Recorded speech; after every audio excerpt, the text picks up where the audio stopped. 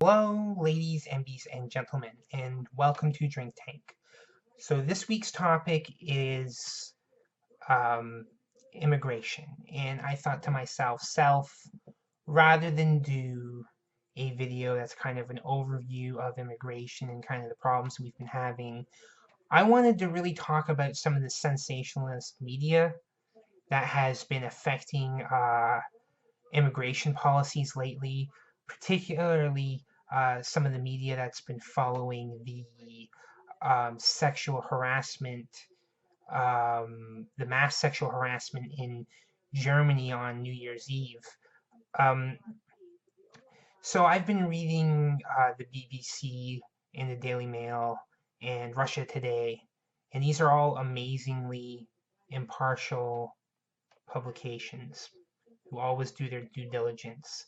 So I was very surprised when I found them using this new Arabic phrase uh, that they have popularized over the past month, particularly to menace and scare Westerners with. And Westerners have um, historically been conditioned to have fear responses to scary Arabic phrases and terms. Let's not forget jihad, a word that initially meant struggle, which through the power of um, right-wing punditry really now means holy war. But forget all that nonsense because they now have a new phrase. The kids are using a new phrase now to scare the shit out of you, and that phrase is Taharrush, Gamea. So what does that mean, Harmony? Taharrush, Gamea literally translates to something like collective harassment or group harassment, which, yeah, that's bad. Obviously, nobody is debating whether or not that is bad, but it doesn't really have the kick to it that Taharrush, Gamea has. But not only that, they're not using that phrase to literally refer to just collective harassment. What they're using that phrase to represent is basically mass rape, which it has a lot more kick to it than just collective harassment. And I'm sure it's going to scare the pants off of most of their readers who are suburban, middle-aged white men with teenage daughters. I'm sure they're shitting their pants when they read a headline in like Russia Today that says Taharrush Gamea is coming to Germany, or Taharrush Gamea, it's an epidemic that's coming to your country. But moreover, what they're actually doing here is after this whole thing in Germany happened, people started, or the people started to collect. I guess these journalists started to collect these